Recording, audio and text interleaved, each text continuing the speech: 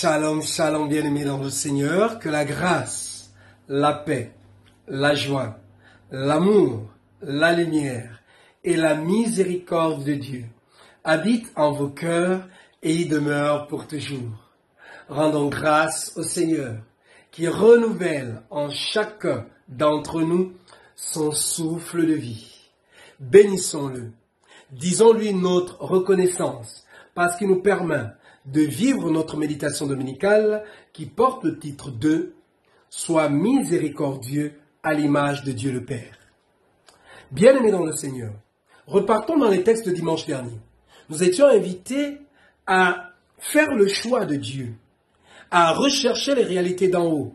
Nous étions invités à avoir une confiance sans mesure à l'endroit de Dieu, à nous abandonner totalement à Dieu. Or, cette confiance en Dieu nous conduit aujourd'hui à imiter l'amour de Dieu en nous aimant les uns les autres au point de vivre de la miséricorde, au point de vivre de la charité, au point de vivre du pardon. Oui, chers frères et sœurs, lorsque nous parcourons l'évangile de ce jour, on peut se demander si la personne se porte bien. Comment dire que si quelqu'un te gifle sur une joue, tends la seconde. Si quelqu'un t'arrache une partie de ton vêtement, donne le tout. Et on peut ajouter. On pourrait se dire que ça ne va pas. Oui, ça ne va pas pour celui qui n'a pas goûté à l'amour de Dieu. Pour comprendre ce mystère de l'évangile du jour, il nous faut expérimenter l'amour de Dieu pour les hommes. Il nous faut accueillir cet amour de Dieu pour les hommes. Alors nous serons capables de comprendre pourquoi Dieu nous invite à vivre de la miséricorde. En fait, à pardonner. Et ce pardon est la matérialisation de son amour pour nous, de son amour ou de notre amour pour nos frères et sœurs. Comment appeler Dieu notre Père si nous ne sommes pas capables d'imiter Dieu? Comment? Oui, bien-aimés dans le Seigneur, nous sommes héritiers de deux situations. Héritiers d'Adam, mais également héritiers de Jésus-Christ. Héritiers d'Adam, ça, nous plongeons dans le péché, mais par Jésus-Christ nous sortons.